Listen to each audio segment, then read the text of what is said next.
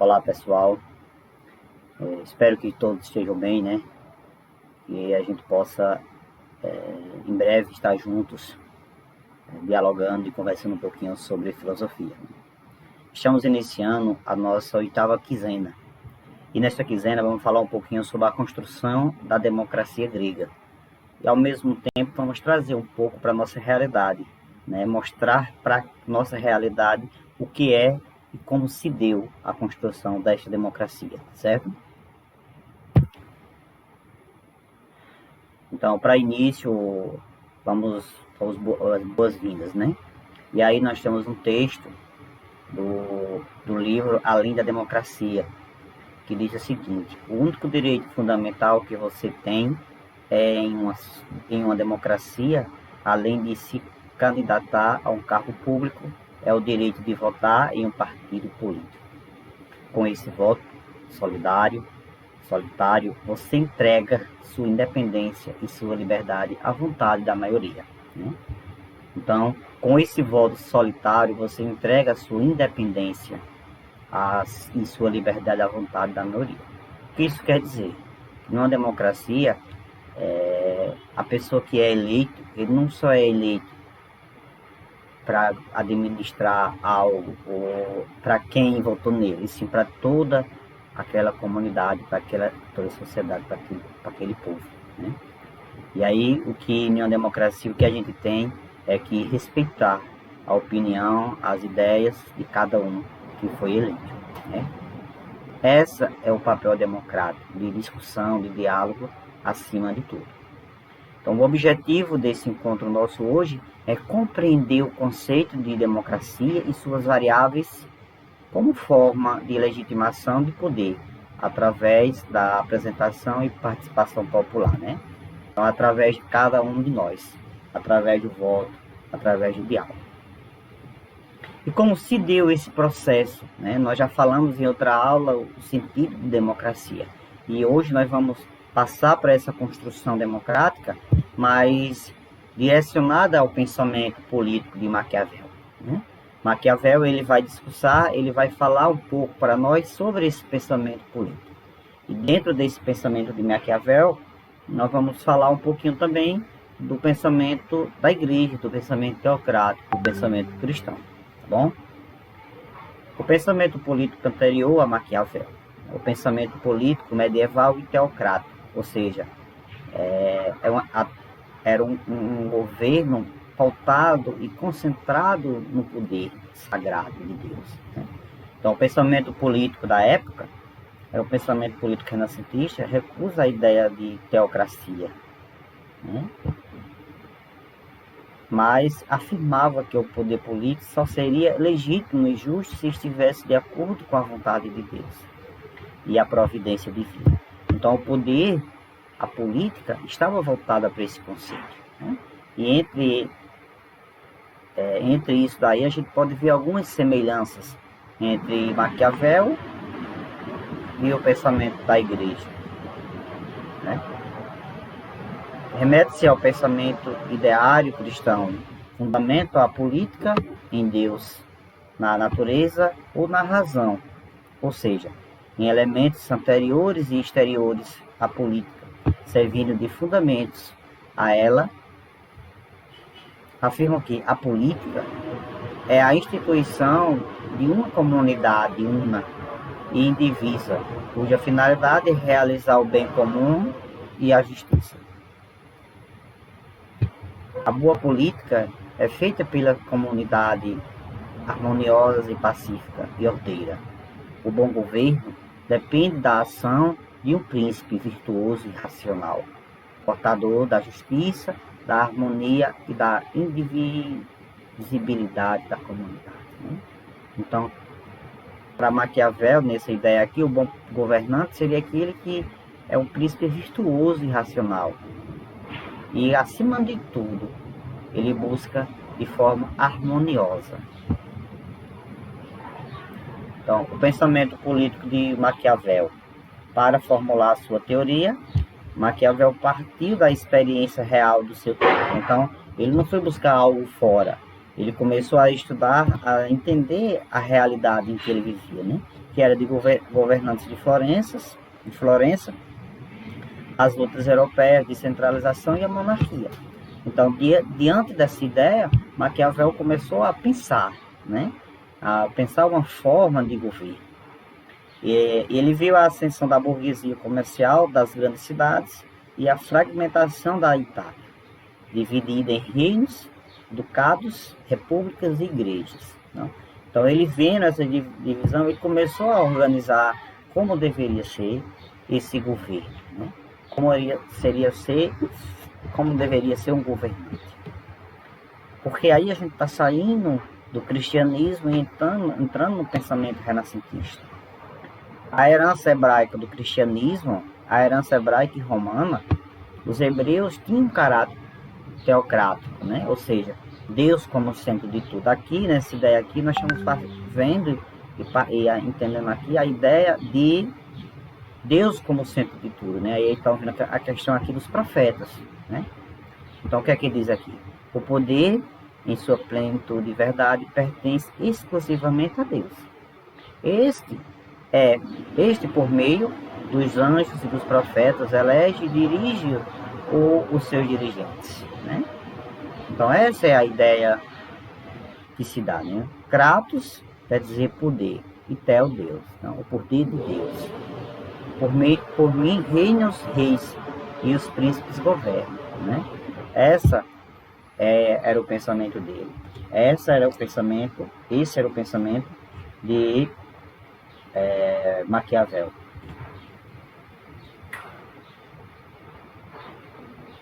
O poder teocrático político, e aí nós estamos falando do cristianismo, né?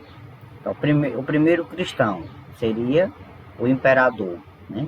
E esse imperador, ele estava sendo apoiado por Roma e pelos hebreus, né? Ou seja, eles tinham a ideia dos evangelhos e também tinha a força de Roma, tinha a força do Papa, né? E aí, isso eles diziam que a paz romana, né? Ou seja, a Pax seria a cidade eterna, a cidade de Deus. Então, o cristianismo se constituiu a margem contra ele, pois os reinos deste mundo serão, pouco a pouco, vistos como obra de Satanás para a perdição do gênero humano, né? O que seria essa ideia aqui? É que o cristianismo se constitui a margem do poder político, ou seja, ao lado, distante, né, desse poder político. E contra, porque para ele, quem deveria governar não deve ser a igreja. A igreja cuida de outras coisas, cuida de outros meios, mas elas têm que estar juntas, né? Serão pouco a pouco visto como obra de Satanás para a perdição do gênero humano. Porque para a ideia medieval, para a ideia de Maquiavel, se você misturar a igreja com a política, vai ter essa confusão, né? E aí nós temos um pouquinho sobre o cristianismo, o crescimento do poder eclesiástico e versus a queda do Império Romano. Se dá isso, né? Primeiro, o poder eclesiástico, o poder da igreja. O poder religioso de ligar o homem a Deus e dele desligá-lo, né? Então, só a igreja, só o clero tinha esse poder de ligar o homem a Deus, né? E aí também detinha o poder econômico, porque gerava muitos bens, criou muitos bens em cima disso aí. O poder intelectual, né? Por que o poder intelectual? Porque era o clero que primeiro começou a estudar, e aí quais são os primeiros estudos? A tradução da Bíblia para o latim, as leis dos imperadores romanos, as ideias de Platão e Aristóteles. E Aristóteles foi embutido nesse meio, né? Então, o poder é teocrático, o poder é de Deus, né? O rei, quem decide quem é o rei, é o Papa, é a igreja. Então, os príncipes devem possuir virtudes cristãs. Só se governa se tiver alguma virtude cristã. A comunidade e o rei formam o poder político. A hierarquia política e social é considerada ordenada por Deus e é natural, né? Então, a hierarquia política e social é considerada ordenada por Deus. Isso é natural. É Deus que ordena, é Deus que manda, é Deus que permite. No topo da hierarquia encontra-se o Papa e o Imperador, né? Ou seja, o Papa é o poder de Deus na Terra, né? E o Imperador é aquele escolhido por Deus, ou seja, escolhido pelo próprio Papa, né? Aí tem uma perguntinha aqui para a gente poder responder, né? Se Deus escolhe, quem deverá representá-lo, dando o poder ao escolhido? Quem é este? O Papa ou o Imperador, né? Então, se Deus escolhe, quem deverá representá-lo? Quem deverá representar Deus? Quem vai dar esse poder escolhido? Quem é este? O Papa ou o Imperador? E aí, o jurista Carlos Magno, ele vai responder, né? Ele vai dizer, o Imperador é investido no poder temporal pelo Papa, né? Olha que coisa interessante aqui. O Imperador é investido no poder temporal pelo Papa, que unge e o coroa. Então, era o Papa que ungia o rei. O Papa recebe do Imperador a investida da espada, né? Ou seja, um fica ligado ao outro, né? Enquanto o Papa coroa e unge, o Imperador faz a investida da espada. A lei rege a humana. O governante recebe do poder, do povo, o poder. Só pode tirar alguma coisa de alguém aquele que tem o poder de dar, né? Ou seja, quem dá o poder é o homem, quem dá o poder é o povo. O povo tem o direito de tirar, porque o poder do rei vem de Deus. Então, se o poder vem de Deus, só Deus pode tirar, né? E aí, em um segundo momento, tem a eleição e a unção. O imperador é eleito pelos pares para o cargo, mas só terá o poder por meio da unção dos olhos santos, né? Então, o imperador ele é eleito, mas ele só vai ter o poder por meio da unção dos santos, né? Ou seja, por meio da bênção do Papa. Um rei pela graça de Deus, um rei escolhido e ungido por Deus, né? Então, um rei pela graça de Deus é um rei escolhido e ungido por Deus. A imitação do Cristo aqui na terra. Então, o rei tinha essa imitação, por isso que o povo via na figura do rei o próprio Deus. E aí, os traços comuns medievais e renascentistas, a gente vai ver agora, né? Fundamentos anterior e exterior. A vontade ou providência divina, né? Isso era a vontade ou providência divina. A ordem natural criada por Deus. Na razão, a racionalidade que governa o mundo e os homens. Instituição de uma comunidade una e indivisa para realizar o bem comum e a justiça boa, comunidade e a boa política na figura do bom governo. Classifica os regimes políticos em justos, que são os legítimos, e injustos, que são os ilegítimos. Já na ideia de Maquiavel, o maquiavelismo, como a gente diz o seguinte, algumas frases dele, né? Sempre que pretendemos julgar a ação ou a conduta de alguém, desleal, hipócrita, fingidor, poderosamente malévolo, quem brinca com sentimentos e desejos dos outros, faz a eles promessas que sabe não cumpri-la, que sabe que não cumprirá. Usará a boa fé alheia em seu próprio proveito. Olha que frase, né? Sempre que pretendemos julgar a ação ou a conduta de alguém desleal e próprio fingidor, poderamente malévolo, que brinca com os sentimentos e desejos dos outros, faz a ele promessas que sabe que não cumprirá, né? E aí a gente vive um momento político. Quantas promessas, né? Quantas pessoas aí vai dizer que vai salvar o mundo, vai salvar a cidade tal, porque é a salvação, né? Ou seja, sem ele, aquela cidade está perdida. Mas será que de fato ele irá falar? Ele irá fazer realmente isso? Ou será apenas uma pessoa desleal, hipócrita e fingidor, né? Ou seja, uma pessoa malévola, que briga com os sentimentos e desejos dos outros. Quantos de nós desejam uma sociedade mais justa, né? Uma comunidade onde tenha mais, como é que se diz, tenha mais empregos, tenha uma política pública, né, voltada e pensando no homem do campo. O poder que age secretamente nos bastidores, mantendo suas intenções e finalidades desconhecidas para os cidadãos. Né? Quantos políticos a gente tem na nossa sociedade que faz isso aqui? Poder que age secretamente nos bastidores, mantendo suas intenções e finalidades desconhecidas dos cidadãos. Né? A gente não sabe realmente quem é quem, né? O que realmente cada um está pensando. E ainda mais eles afirmam muitas vezes que os fins justificam os meios. Né? Então eu preciso me juntar a qualquer um, eu preciso porque o final de tudo vai justificar a finalidade disso aí justifica tudo isso. E não é bem assim, né? Isso é alguém extremamente perverso. Isso na ideia de Maquiavel, certo, gente? Então, a política nasce dessas lutas de classes. As lutas e em obras da própria sociedade para dar a si a mesma unidade e identidade, né? Então, a democracia, ela se dá nessas lutas de classes, né?